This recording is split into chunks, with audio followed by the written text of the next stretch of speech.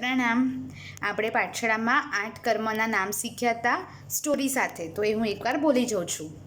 એક જ્ઞાનચંદ નામનો શેઠ હતો, એટલે એના પરથી આવે જ્ઞાનાવર્ણીય કર્મ. એને રસ્તામાં દર્શન કરવાની ઈચ્છા થઈ, એટલે આવે દર્શનાવર્ણીય કર્મ. રસ્તામાં એને પેટમાં બહુ જ દુખવાયું, એને દુખવાને શું કહેવાય? વેદના કહેવાય, એટલે શું આવે? વેદનીય કર્મ. પછી એને રસ્તામાં એને એક ફ્રેન્ડ મળ્યો, અને ફ્રેન્ડ કેવો હતો? ડૉક્ટર હતો, અને એના ફ્રેન્ડનું નામ હતું મોહનભાઈ, એટલે શું આવે? મોહનીય કર્મ. પછી જ્ઞાનચંદ શેઠે એના ફ્રેન્ડને કીધું કે મારું પેટ એટલું દુખે છે કે મારું આયુષ્ય હમણાં પૂરું થઈ જશે. આયુષ્ય એટલે શું કહેવાય? લાઈફ. એટલે મારી લાઈફ હમણાં પૂરી થઈ જશે. તો એના પરથી આવે આયુષ્ય કર્મ. હવે આપણે બધા ડૉક્ટર આગળ જઈએ તો ડૉક્ટર આપણને શું આપે? દવા આપે, ઇન્જેક્શન આપે, હે ને? પણ આ જે ડૉક્ટર ફ્રેન્ડ હતા જ્ઞાનચંદના, એને શું કીધું કે તમે છે ને ભગવાનનું નામ લો, એટલે આવે નામ કર્મ.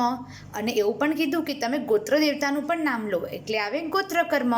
તમે આ બંને વસ્તુ લેશો, નામ અને ગોત્ર કર્મનું નામ, તો તમારા બધા અંતરાય દૂર થઈ જશે, એટલે આવે અંતરાય કર્મ. આવી રીતના 8 કર્મના નામ યાદ રાખવાના છે. ઓકે, હું ખાલી કર્મના નામ એકવાર બોલી જાઉં છું. જ્ઞાનાવર્ણીય કર્મ, દર્શનાવર્ણીય કર્મ, વેદનીય કર્મ, મોહનીય કર્મ, આયુષ્ય કર્મ, નામ કર્મ, ગોત્ર કર્મ અને અંતરાય કર્મ. આ 8 કર્મના નામ છે, બધાએ સ્ટોરી સાથે યાદ રાખવાના છે. ઓકે, પ્રણામ.